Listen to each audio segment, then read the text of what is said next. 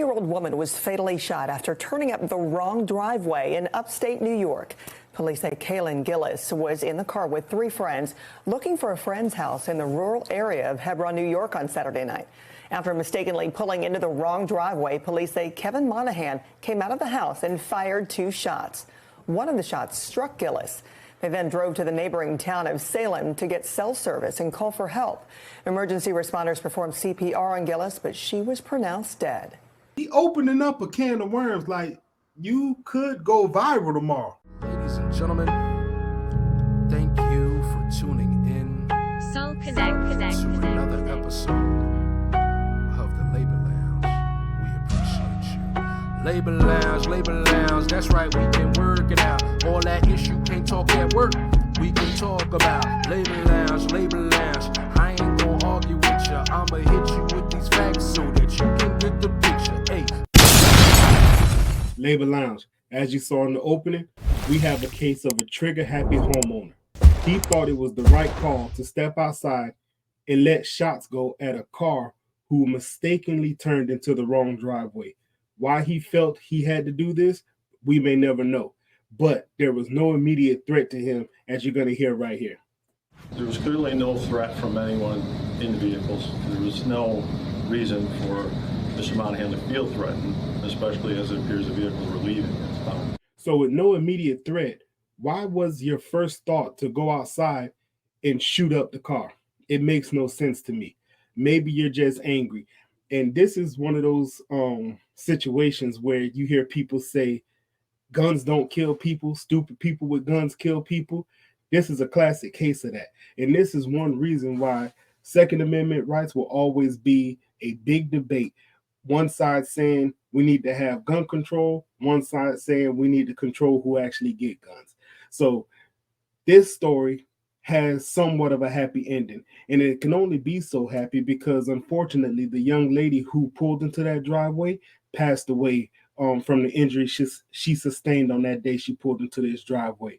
But almost 10 months later, this gentleman got his sentencing in court and he received 25 years to life. Watch this clip. Custody of the New York State Department. For the first time, family and loved ones got to have their voices heard directly addressing the man who killed Kaylin Gillis.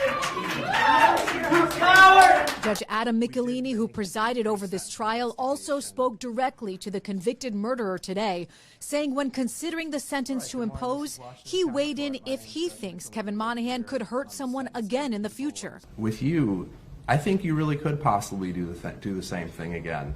It's obvious to me that you feel justified. You don't take any responsibility for the outcome of your actions. You senselessly took the life of Kaylin Gillis, and you have the gall to sit here and talk about how you plan to finish up the work on your house and race motocross in the future. You don't deserve that. True mercy is free. Both sides today got a final chance to make their case for what they feel is a just sentence. Assistant District Attorney Christian Morris. Kevin Monahan was merciless in his judgment to act that night. And the question here then would be, should he be shown mercy? And based on that, the answer is no. And defense attorney Arthur Frost. I don't come here to ask you for mercy. I ask you to rebuff vengeance. I ask you to do what is just. When given the opportunity, Kevin Monahan chose not to speak today, only saying this. No, thank you, Your Honor. Ultimately, Judge Michelini imposed the maximum sentence. You murdered Kaylin Gillis, you shot at a car full of people, and you didn't care what would happen, and you repeatedly lied about it.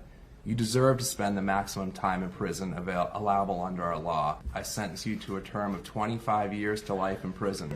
So in my humble opinion, I think the judge made the best decision. He basically looked at the fact that if this man were on the streets again, he felt he could do this again. Look, I'm no expert when it comes to the court system. I'm looking at this from a father.